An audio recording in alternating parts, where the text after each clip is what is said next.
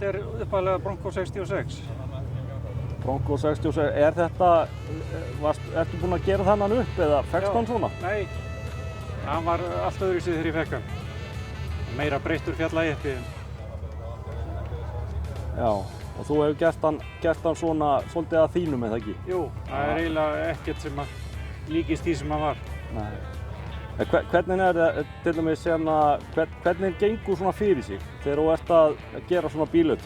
Þú byrjar á því að rífa þetta allt í sundur, eða ekki? Jú, hann fór alveg bara niður í grind og allt samblásið og málað og svo byrjaði ég bara að smíða. Það nýtt gólf í honum alveg og allir gólfbitar og allt saman. Svo skipti ég mótor í honum líka. Og hvernig mótor í honum? Það 351 Winsor. Já, og það væntanlega alveg nóg afl í honum? Já, það vinnur fínt, þannig það léttur líka. Já.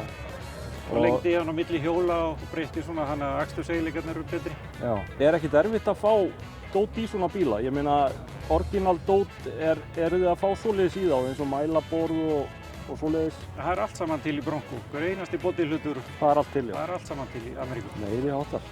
Það er frekar auðvelt að gera þessa bílu upp, nema bara kostnaðurinn. Já, það farið í þetta svolítið af vinnutímum, eða ekki? Jú. Tókstu það saman eitthvað? Nei, ég tók það ekki saman. Ég gaf mig 3 ár í þetta. Já. Það tók. Ok. Næstu upp á dag. Æðislegt. Heyrðu, takk fyrir þetta. Já.